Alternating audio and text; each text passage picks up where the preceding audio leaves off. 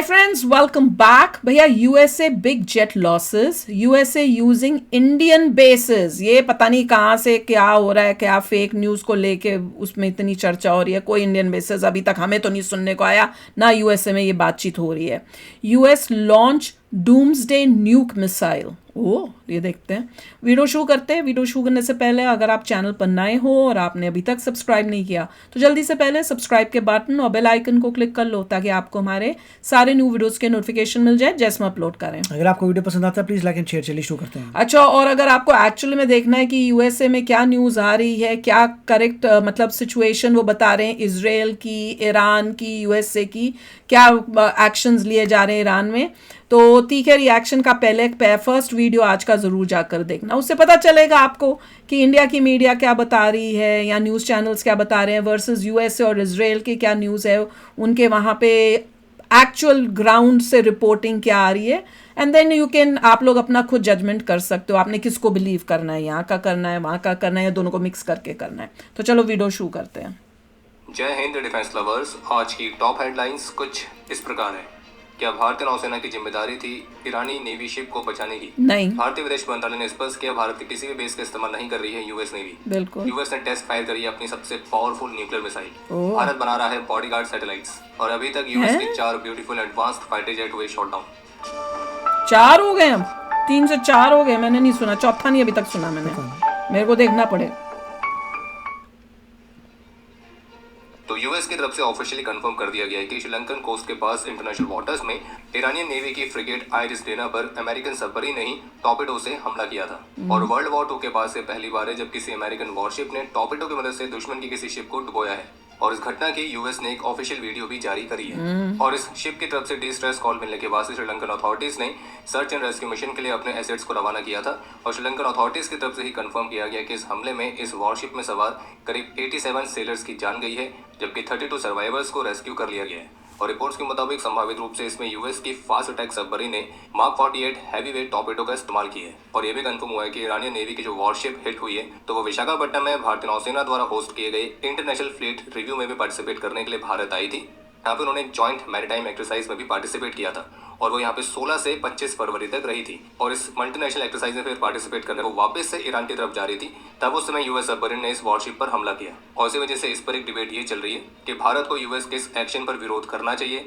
कुछ ये कह रहे हैं कि इस इंसिडेंट से साबित ये होता है कि जो वेस्ट एशिया का क्राइसिस है अब वो भारत के दरवाजे तक आ चुका है. और सीधे सीधे कहा जाए तो वेस्ट एशिया वाले क्राइसिस में किसी तरह से भारतीय नौसेना को जबरदस्ती घसीटने का प्रयास किया जा रहा है. और इसमें कुछ ईरानियंस भी कहते हुए दिख रहे हैं कि ईरानियन नेवी की जो वॉरशिप यूएस के हमले में डिस्ट्रॉय हुई है तो वो भारतीय नौसेना की मेहमान थी और उनके ही इन्विटेशन पर वो यहाँ पे आई थी. लेकिन इसी मामले बेटा बच गए तो इतनी देर तक, अगर वहां होते तो पहले डिस्ट्रॉय हो जाते बाकी शिप्स की तरह. तुम लोगों, इन लोगों को तो बल्कि एक चांस मिला था कि जब तक वो इंडिया के वहां पे थे कुछ नहीं हुआ उनको. वो तो जैसे निकले हैं तब हुआ है. वेट हो रही थी कब इंडिया के एरिया से निकलेंगे और कब इनको करेंगे. ये तो इंडिया ने बचा के रखा हुआ था बल्कि इतने टाइम तक. पर हिंदुस्तान टाइम्स की तरफ से एक रिपोर्ट जारी की गई है जिसमें कुछ आधिकारिक सोर्सेज के हवाले से कंफर्म किया गया है कि ईरानियन नेवी की इस वॉरशिप ने 28 फरवरी को वॉर डिक्लेयर होने के बाद से भारत से किसी भी तरह की कोई मदद नहीं मांगी थी. ईरानियन नेवी की जो वॉरशिप है 16 फरवरी से 25 फरवरी तक इंटरनेशनल फ्लीट रिव्यू में पार्टिसिपेट कर रही थी. जबकि ईरान पर यूएस इजराइल के जो ऑपरेशन है वो 28 फरवरी से शुरू हुए थे. इसका मतलब ये हुआ कि 25 फरवरी को भारत से रवाना होने के बाद जब इस शिप पर हमला हुआ था तो ये भारत की टेरिटरी से बाहर थी और ये इंटरनेशनल वाटर्स में थी. मैंने पहले बोला था 16 फरवरी से 25 फरवरी तक थे. और जबकि इस पर आज भारतीय नौसेना की तरफ से भी ऑफिशियल स्टेटमेंट आ चुकी है जिसमें यह बताया गया कि श्रीलंकन नेवी द्वारा दी गई जानकारी के अनुसार 4 मार्च 2026 की सुबह कोलंबो में स्थित एमआरसीसी में ईरानियन नेवी की आइरिस डेना से डिस्ट्रेस कॉल प्राप्त हुआ था. और ये शिप श्रीलंका की रिस्पॉन्सिबिलिटी वाले एरिया के अंडर उनके सर्च एंड रेस्क्यू रीजन में गाले से 20 नॉटिकल माइल्स वेस्ट में तैनात था. और फिर श्रीलंकन नेवी से सूचना मिलते ही भारतीय नौसेना ने 4 मार्च 2026 की सुबह 10 बजे अपने long range maritime petrol aircraft के साथ सर्च एंड रेस्क्यू एफर्ट्स को तुरंत ही लॉन्च कर दिया था. इंडिया ने फिर भी हेल्प करने गए हैं उनको कि इमीडिएट डिप्लॉयमेंट के लिए एयर ड्रॉपेबल लाइफ क्राफ्ट के साथ एक और एयरक्राफ्ट को स्टैंड बाय पर रखा गया था। और इसी बीच उस क्षेत्र के आसपास तैनात भारतीय नौसेना की जो INS तरंगिनी है तो उसको भी बचाव कार्य में सहायता के लिए भेजा गया और वो 4 मार्च 2026 को शाम 4 बजे तक सर्च एरिया में पहुंच गई थी। और इस समय तक श्रीलंकन नेवी और अन्य एजेंसीज के द्वारा सर्च एंड रेस्क्यू ऑपरेशन को शुरू किया जा चुका था। और इंडियन नेवी की जो INS इक्षक है तो उसे भी सर्च एफर्ट्स में मदद के लिए कोची से रवाना किया गया। और नेवी की जो शिप है वो मिसिंग पर्सन्स की तलाश के लिए इस क्षेत्र में मानवीय सहायता के तौर पर लगातार तैनात है। बाकी श्रीलंकन अथॉरिटीज के कोऑर्डिनेशन में सर्च एंड रेस्क्यू एफर्ट्स लगातार जारी हैं। अच्छा, इससे एक और बात मैं कमेंट्स में पढ़ रही थी, पता नहीं आप लोग कमेंट्स में आपने ये कमेंट पढ़ा कि नहीं, और आप भी बताना कि ये कितना ट्रू है। उस कमेंट ये था कि किसी एक ईरान की ही जो है शिप, उसको इंडिया ने कैसे, क्या बोलूँ मैं, वर्डिंग्स मेरे एग्जैक्ट नहीं होंगे जो कमेंट में लिखा है, पर मैं मतलब नेट ये था कि इंडिया ने किसी एक ईरान की जो है शिप उसको अपने वहाँ पे सेफ्टी के लिए उनको शरण टाइप दे दी है। और उस शिप के जो लोग हैं वो भी अब यहाँ पर जो है इंडिया की मतलब इंडिया में अपने आप को सेफ्टी के लिए वहाँ रह रहे हैं। और साथ में वो शिप भी वहाँ पे डॉक कर दी है इंडिया के कोस्ट में। और इंडिया जो है उनको इनको जो है मदद दे रहा है ताकि USA जो है इनके ऊपर करे नहीं। कमेंट तो भैया किसी को बड़ा वो है, इन USA से बड़ा तकलीफ़ है, तो कहते हैं अब इन USA की हिम्मत है तो आके ज़रा बॉम्ब कर दें इसको।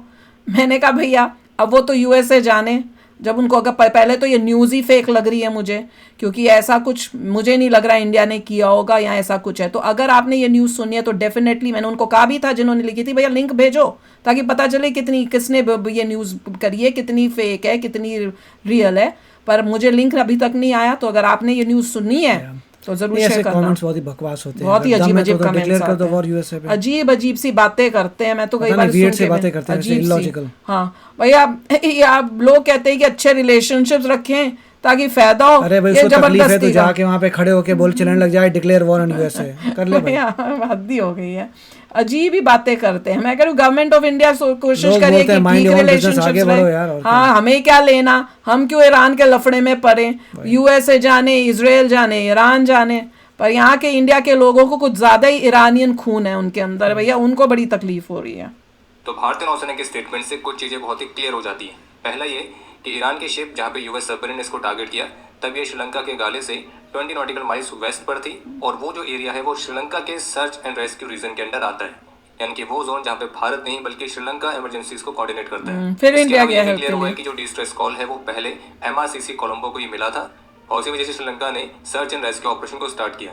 यानी कि हिंदुस्तान टाइम्स की रिपोर्ट में सोर्सेज के हवाले से कहा गया कि ईरान की शिप ने भारतीय नौसेना से ऐसी कोई मदद मांगी भी नहीं थी, और भारतीय नौसेना को जैसे ही श्रीलंकन अथॉरिटी से सूचना मिली तो भारत ने तुरंत ही एक्शन भी लिया। और हाँ, अगर यह हमला भारत की टेरिटरी के अंदर हुआ होता तो निश्चित रूप से यहाँ पर भारत की बहुत बड़ी जिम्मेदारी बनती थी, लेकिन ये जहाँ पर हुआ है वो भारत के कंट्रोल जोन में नहीं आता है। हाँ, ये बिल्कुल सच है कि मल्टीनेशनल एक्सरसाइज में पार्टिसिपेट करने के लिए ये भारत आई थी, भारत की इन्विटेशन पर, और एक्सरसाइज के बाद जब ये भारत से रवाना हुई और अभी तो बची रही इतने टाइम तक हमला हुआ। लेकिन जिस एक्सरसाइज में ईरानी नेवी की वॉरशिप पार्टिसिपेट कर रही थी वो एक मल्टीनेशनल एक्सरसाइज थी, और उसमें ईरान के साथ साथ और भी कई सारी कंट्रीज की नेवीज पार्टिसिपेट करने आई थी। तो इसलिए जो कंडीशन ईरानी नेवी की वॉरशिप के साथ थी वो बाकी देशों की नेवीज के साथ भी थी जो कि इसे पार्टिसिपेट करने आई थी। और अगर भारत किसी मल्टीनेशनल एक्सरसाइज को होस्ट कर रहा है तो उसका मतलब ये बिल्कुल भी नहीं है कि भारत के क्षेत्र से बाहर जाने के बाद उन शिप्स के साथ क्या होगा, तो भारत उसे भी कंट्रोल करेगा। इसके अलावा जब से ईरान के साथ ये वॉर की शुरुआत हुई तो सीधी सी बात है कि ईरानी मिलिट्री के जो एसेट्स हैं अब वो भी वॉर में हैं, दुश्मन की सेना उनको टारगेट कर सकती है। और ये सेम कंडीशन यही बात लोगों को समझ क्यों नहीं आ रही, पता नहीं कौन न्यूज चैनल्स को सुन के अपना दिमाग खराब करते हो, लॉजिक मतलब अपना घर में छोड़ के बैठ जाते हैं। वो ऐसी वीडियोस बनाते हैं अपने आप को बड़ा एक्सपर्ट समझ के कि लोगों को बेवकूफ कर दिया। बहुत सारे लोग हैं जिनको क्रिकेट के बारे में आता है, जब इन चीजों में जाते हैं then they totally go way off. पता के साथ भी है कि उनके एसेट्स भी ईरान के लेजिटिमेट टारगेट्स हैं, और जो US है वो ऑलरेडी ईरान की शिप्स को ग्लोबली ट्रैक करता है, और संभावित रूप से जिस जगह पर हमला हुआ तो वहाँ पे US को ऑपरेशनल अपॉर्चुनिटीज ज़्यादा फेवर में मिली होंगी, जैसे कि वो वॉरशिप ईरान के एयर कवर से बहुत दूर थी, इंटरनेशनल वाटर में ऑपरेट कर रही थी, और क्राउडेड मिडिल ईस्ट वाटर से बाहर भी थी। और इंडियन ओशन पहले से एक ग्लोबल मिलिट्री जोन है जहाँ पे भारतीय नौसेना के अलावा US, चाइना और अन्य मेजर पावर्स की जो नेवीज हैं वो लगातार ऑपरेट करती रहती है। और इस घटना पर ईरान के विदेश मंत्री की क्या स्टेटमेंट है वो भी आप सुन लीजिए। उनका ये कहना है कि अमेरिका ने ईरान के तट से 2000 मील दूर समुद्र में एक जघन्य अपराध किया है। भारतीय नौसेना की अतिथि और लगभग 130 सेलर्स अतिथि, अब उनको अतिथि याद आ रहा है, अतिथि नहीं हो भैया, यू लेफ्ट देयर घर, अगर कोई अतिथि होता है जब तक वो उस घर में होता है, जब आप घर छोड़ के उनके निकल गए तो अब तुम अतिथि नहीं हो। अगर तुम रोड पे जा रहे हो अपने घर की तरफ तब अतिथि नहीं हो। ले जा रही फ्रिगेट डेना पर अंतर्राष्ट्रीय जल क्षेत्र यानी कि इंटरनेशनल वाटर्स में बिना किसी चेतावनी के हमला किया गया है। और अगर वो भाई तुम्हें चेतावनी देंगे वो? हद ही हो गई। वॉर में चेतावनी चाहिए इनको। तुम वहां स्ट्रेट को ब्लॉक करके बैठे हुए हो, पूरी दुनिया को दुखी कर रहे हो, और तुमको हम वो यूएसए वार्निंग देगा, इजराइल तुम्हें वार्निंग देगा। उन्होंने ये कहा कि मेरी बात याद रखना, अमेरिका को अपने द्वारा स्थापित की गई इस मिसाइल पर बहुत पछतावा होगा। बाकी इस पूरी स्टेटमेंट में क्या आपने कहीं एक जगह पे ऐसा देखा Don't worry जब ईरान about ये कह रहा है कि ये जो हुआ इसमें भारत की भी जिम्मेदारी थी ईरान की शिप को बचाने की। और आपको एक बात और स्पष्ट कर दे कि हम यहाँ पे यूएस के इस एक्शन को जस्टिफाई नहीं कर रहे हैं। अब यूएस ने सही किया गलत किया वो तो तो उस पर सबके अपने अपने विचार हो सकते हैं। बिल्कुल। हम बस ये कह रहे हैं कि जो लोग इस इंसिडेंट को लेकर भारतीय नौसेना की कैपेबिलिटी पर प्रश्न उठा रहे हैं तो उन्हें तथ्यों को एक बार सही से देखना चाहिए। इंडिया को इन्वॉल्व होना ही नहीं चाहिए। तो जैसे कि पिछले अपडेट में हमने आपको बताया था कि वन अमेरिका न्यूज नेटवर्क के साथ इंटरेक्शन में यूएस आर्मी के रिटायर्ड कर्नल ने क्लेम किया कि ईरान वाले रीजन में अब यूएस के सारे बेस तबाह हो चुके हैं और अब यूएस को भारतीय नौसेना के बेसिस पर निर्भर रहना पड़ रहा है। लेकिन भारतीय विदेश मंत्रालय की फैक्ट चेक टीम की तरफ से कंफर्म कर दिया गया कि यूएस वेटरन की तरफ से जो क्लेम किए गए हैं फर्जी हैं और यूएस नेवी द्वारा जो भारत के पोर्ट्स का इस्तेमाल करने की बात की गई है तो वो दावा पूरी तरह से फेक है और गलत है। और ईरान पर हमला करने के लिए यूएस भारत के कोई भी बेस या पोर्ट का इस्तेमाल नहीं कर रहा है। इसके अलावा कुछ इस बात की बहुत चिंता हो रही थी कि ईरान के सुप्रीम लीडर के मृत्यु पर भारत की लीडरशिप ने ऑफिशियली कोई भी शोक या संवेदना व्यक्त नहीं करी है। तो उनके लिए भी महत्वपूर्ण अपडेट है कि भारत के फॉरेन सेक्रेटरी श्री विक्रम मिस्री ने आज ईरानियन एम्बेसी में ईरान के राजदूत से मुलाकात करी और ईरान के सुप्रीम लीडर खामेनेई की मृत्यु पर अपना शोक व्यक्त किया है। करने की जरूरत ही नहीं थी। और इसके अलावा भारत सरकार के बिहाफ में भारत के फॉरेन सेक्रेटरी ने कंडोलेंस बुक भी साइन करी है जो कि खामेनेई की मृत्यु के बाद ओपन की गई थी। बाकी वेस्ट एशिया का जो क्राइसिस है वो अब अजरबैजान भी पहुंच चुका है। ईरान, इजराइल, यूएस इनके बीच फायर एक्सचेंज लगातार जारी है और अजरबैजान एयरपोर्ट पर ईरानियन ड्रोन से हमला होने की रिपोर्ट सामने आई है। और उनके रक्षा मंत्रालय का कहना है कि वे इस बात को इन्वेस्टिगेट कर रहे हैं कि इस हमले में किस टाइप के ड्रोन का इस्तेमाल किया गया है। बाकी अपने देश की सुनिश्चित करने के लिए जो भी जरूरी उपाय होंगे तो उनको उठाने की तैयारी भी चल रही है। वहीं ईरान की IRGC की तरफ से क्लेम किया गया कि यूएस सबमरीन द्वारा ईरानी नेवी की वॉरशिप पर किए गए हमले के कुछ घंटों के बाद उन्होंने भी नॉर्दर्न पर्शियन गल्फ में अमेरिकन ऑयल टैंकर पर स्ट्राइक करी है। वही ये यहाँ पे ये भी है ना, ईरान क्लेम्स। तो यहाँ पे अभी कोई न्यूज नहीं है, क्लेम कर रहा है, कितना क्लेम कर रहा है, सच है झूठ है। ईरान तो विक्ट्री भी क्लेम कर रहा है। ईरान तो बहुत कुछ फेक क्लेम करी जा रहा है। यहाँ से जब हम सुनते हैं तो वो कहते हैं गलत बोल रहा है, गलत बोल रहा है। पर अभी देखते हैं, हो सकता है जो हम वीडियो देखेंगे ईरान जब विक्ट्री डिक्लेयर करेगा बता देना। नहीं, जब हम वो गजब रिएक्शन में करेंगे ना, अभी अब वो देखेंगे वीडियो तो आप भी देखना उसको, पहली वीडियो, उसमें हो सकता है कुछ बताएं। Let's see. जबकि साइप्रस को ड्रोन के हमलों से बचाने के लिए स्पेन, फ्रांस और नीदरलैंड भी अपने नेवल एसेट्स को भेज रहे हैं। और जबकि ईरान के हमलों से अपने नेवल और एयर बेसेस को बचाने के लिए फ्रांस ने यूएई में रफाल फाइटर्स को भी डिप्लॉय किया है। वहीं इसी में जैसे भी रिपोर्ट से कि जो ईरानियन वेसल्स है वो श्रीलंका के एक्सक्लूसिव इकोनॉमिक जोन में पोर्ट कॉल के लिए श्रीलंकन गवर्नमेंट का अप्रूवल चाह रही है। और इस बात पर श्रीलंकन पॉलिटिशियंस ने अपनी चिंता व्यक्त करी है कि वेस्ट एशिया का जो वॉर है वो उनके देश के तट तक पहुंच सकता है। वहीं आज यूएई के एयर डिफेंस ने 7 और बैलिस्टिक मिसाइल्स को अटैक किया था, जिसमें से 6 बैलिस्टिक मिसाइल्स को सफलतापूर्वक इंटरसेप्ट करके डिस्ट्रॉय किया गया, लेकिन एक बैलिस्टिक मिसाइल उनके देश के क्षेत्र के अंदर गिरी है। वहीं आज भारतीय प्रधानमंत्री और उनके फ्रेंच काउंटरपार्ट ने भी वेस्ट एशिया की सिचुएशन को लेकर टेलीफोन पर कन्वर्सेशन करी है। और वहीं आज भारत और ईरान के विदेश मंत्रियों के बीच भी टेलीफोन पर बातचीत हुई है। बाकी आज इंडियन मीडिया के साथ इंटरेक्शन में ईरान के राजदूत ने कंफर्म किया है कि हमने अपने सभी नेबर्स को कहा है कि हम केवल यूएस के बेसिस पर हमला कर रहे हैं क्योंकि इन्हीं बेसिस से हमको टारगेट किया जा रहा है। और ईरान के कह रहे हैं कि बेसिस पे कर रहे हैं, कर तो कर दुनिया उनकी हर जगह पे करने लग गए। अब तो अब तुम बोल रहे हो बेसिस, जब हम बोल रहे थे तुम बेसिस पे कर रहे हो तो दुनिया मानती नहीं थी। अब हम कह रहे हो तुम हर जगह कर रहे हो तो तुम कह रहे हो बेसिस पे कर रहे हो। ये सब उल्टा काम करते हैं क्या? खत्म हो रहे हैं उनके, they don't have much capability now. राजदूत का साफ कहना है कि इस वॉर की शुरुआत हमने नहीं बल्कि यूएस और इजराइल ने करी थी। जबकि ईरान ने इंडियन ओशन में मिसाइल्स लॉन्च करने का क्लेम भी किया है और उनके मुताबिक उनके इस हमले से जो यूएसएस अब्राहम लिंकन है तो उसे पीछे हटना पड़ा है। और जबकि ईरान के IRGC के मुताबिक यूएस डिस्ट्रॉयर को टारगेट करने के लिए उन्होंने गद्र 360 बैलिस्टिक मिसाइल और तलह क्रूज मिसाइल्स को लॉन्च किया था। बाकी आज इंडियन मीडिया के साथ इंटरेक्शन में जब ईरान के राजदूत से प्रश्न पूछा गया कि क्या ईरान यूएस और इजराइल के साथ नेगोशिएशंस करने के लिए तैयार है तो उनका क्लियरली कहना था कि अभी तक तो नहीं। वहीं इसी को लेकर था न्यूयॉर्क टाइम्स की तरफ से जो रिपोर्ट जारी की गई है जिसमें कुछ ऑफिशियल्स के हवाले से दावा किया गया कि ईरान के जो इंटेलिजेंस मिनिस्ट्री के ऑपरेटिव्स हैं तो वो इस वॉर को समाप्त करने के लिए यूएस की CIA के साथ बातचीत करने के लिए ओपन है। अच्छा। और ये कहा गया कि ये जो ऑफर है ये किसी अननेम्ड कंट्री की स्पाई एजेंसी के माध्यम से दिया गया है, जबकि इस पर ना व्हाइट हाउस, ना CIA और ना ही ईरान, इनकी तरफ से कोई भी ऑफिशियली रिस्पॉन्स नहीं आया। अच्छा। वेस्ट एशिया क्राइसिस के बीच अमेरिका ने अपनी nuclear capable LGM-30G Minuteman 3 intercontinental ballistic missile को टेस्ट फायर किया है। और यूएस की जो ये मिनटमैन 3 है तो ये डूम्सडे मिसाइल के नाम से भी मशहूर है और इसे यूएस के इन्वेंटरी में मौजूद सबसे पावरफुल मिसाइल्स में से एक काउंट किया जाता है। और यूएस ऑफिशियल्स का कहना है कि जो टेस्ट है ये उनके लैंड बेस्ड न्यूक्लियर डेटरेंट की ऑपरेशन रेडीनेस का आकलन करने के लिए था। और इस टेस्ट के दौरान इस मिसाइल के 2 री एंट्री व्हीकल्स ने मार्शल आइलैंड्स में क्वाजिलिन अटॉल पर प्री डिटरमाइंड टारगेट्स तक पहुंचने के लिए कई हजारों मील तक ट्रैवल किया। और इससे पहले अमेरिका ने अपनी इस मिनट 3 मिसाइल को पिछले साल नवंबर में टेस्ट किया था। बाकी इस डूम्सडे मिसाइल की खास बात यह है कि इसकी रेंज 13,000 किलोमीटर तक है और इसकी मदद से अमेरिका पृथ्वी पर मौजूद अपने किसी भी दुश्मन टारगेट तक पहुंच सकता है। और ये अमेरिका की एकमात्र non mobile silo based land based nuclear capable ballistic missile है जो कि अपने साथ 3 इंडिपेंडेंट वॉरहेड्स को कैरी कर सकती है। बाकी इसको डूम्सडे का नाम मिला है तो उसको ऐसा ही नहीं मिला है।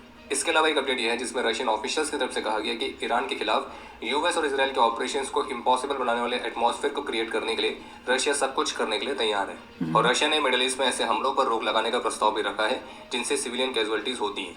बाकी जैसा कि पिछले अपडेट में हमने आपको कहा था कि तेहरान के ऊपर एक और अमेरिकन फाइटर जेट को शॉट डाउन किए जाने का दावा किया जा रहा है, लेकिन फिर उसके बाद यूएस और इजरायली मीडिया की तरफ से क्लेम किया गया था कि जो एयरक्राफ्ट शॉट डाउन हुआ है वो ईरान का ही है। लेकिन top air power analyst Tom Cooper के मुताबिक जो तेहरान के ऊपर एयरक्राफ्ट शॉट हुआ है वो अमेरिका का F-15 स्ट्राइक ईगल ही है और इसको मिलाकर अब ये चौथा एयरक्राफ्ट हो चुका है। कोई बोल रहा नहीं है वो कह रहा है वेरी एक्सपेंसिव अमेरिकन जेट्स गिर चुके हैं। हालांकि अभी तक इस पर यूएस गवर्नमेंट या यूएस एयरफोर्स ने इस दावे को ना तो ऑफिशियली कंफर्म किया है ना ही इसको ऑफिशियली डिनाई किया है। जबकि इजराइल के डिफेंस फोर्सेस की तरफ से दावा किया गया है कि उन्होंने ईरान पर अपने ऑपरेशन के दौरान नॉर्थ ईस्टर्न तेहरान में उनके कोवर्ट न्यूक्लियर साइट पर भी स्ट्राइक करी है। जबकि एक बड़ा अपडेट ये सामने आया कि लेबनीज गवर्नमेंट ने अपने एडमिनिस्ट्रेशन को इस बात के निर्देश दिए कि ईरानियन रेवोल्यूशनरी गार्ड कोर के मेंबर्स जो कि उनकी कंट्री में प्रेजेंट हैं तो उनको अरेस्ट किया जाए और उनको कोई भी एक्टिविटी करने से प्रिवेंट किया जाए। और इसके अलावा बुधवार को यूएस के डिफेंस सेक्रेटरी की तरफ से कहा गया कि अमेरिकन और इजरायली फोर्सेस ने ईरान के एयर स्पेस और उनके वाटरवेज को कंट्रोल कर लिया है और उनके मुताबिक ईरानियन एयरफोर्स को बहुत ही इफेक्टिव तरीके से न्यूट्रलाइज किया गया है। और उनका ये दावा है कि ये कैंपेन अभी भी अपने अर्ली फेसेस में ही है और हमने तो लड़ना अभी शुरू ही किया है बस। और यूएस और इजरायल ईरान की महत्वपूर्ण मिलिट्री कैपेबिलिटीज को महत्वपूर्ण तरीके से डिग्रेड करने का दावा कर रहे हैं। भाई मोस्टली इन न्यूज़ तो यूएस इजराइल और ईरान से रिलेटेड थी इसमें, जिसमें ये दिख रहा है कि यूएसए ने अपनी डूम्सडे भी टेस्ट की है तो एक मैसेज ही दिया है इनको ईरान को कि भैया अभी भी सुधर लो। यूएस जो है रुकता नहीं है तो ईरान के लिए बहुत गलत बात है, डेंजरस बात है कि अगर ये सब मिसाइल्स रेडी हो रही हैं सो उनके मिलिट्री बेसिस और मिलिट्री एस्टैब्लिश के उनको कुछ पंगा पड़ने वाला है। उनकी मिलिट्री कैपेबिलिटी जो है एटलीस्ट एयर सुपरियॉरिटी पूरी खत्म होने वाली है। पेशेंस की बात है, आपको एयर भी वाटर भी। अभी काफ़ी लोग जो बोल रहे हैं दैट्स फाइन, पेशेंस की बात है, थोड़ा रुकिए, थोड़ा शांत रखिए भाई। आपको क्या यूएस की पावर है पता चल जाएगी। जस्ट यूएसए की क्या पावर है वो सबको दिख जाएगा, नहीं होगी वो भी दिख जाएगा, होगी तो वो भी दिख जाएगा। वही कहते हैं ना, एक महीने का ईटी दिया, दूध का दूध, पानी का पानी दिख जाएगा सबको कि क्या होता है एंड में। तो एनीवे किसी को डाउट तो होना नहीं चाहिए कि ईरान कहाँ स्टैंड करता है और यूएसए कहाँ स्टैंड करता है। पर अच्छा, एक हमने न्यूज़ ये भी देखी थी, क्या थी वो न्यूज़, बड़ी अजीब सी थी तो मैंने कहा था इसके बारे में भी बाद में बात करूँगी, चलो दिमाग से उतर गया है, जब आएगी याद तो किसी और वीडियो में बात करेंगे। पर आप लोग शेयर करना अपने थॉट्स। चलते हैं, मिलेंगे नेक्स्ट वीडियो में बहुत ही जल्द। Till then take care and bye bye. तो अगर आप मेरे इस चैनल पे नए हो तो जल्दी से सब्सक्राइब के बटन को हिट करो और बेल आइकन को क्लिक करो ताकि आपको मेरा जब नया वीडियो मैं लगाऊं आपको उसके बारे में जल्दी से पता चल जाए।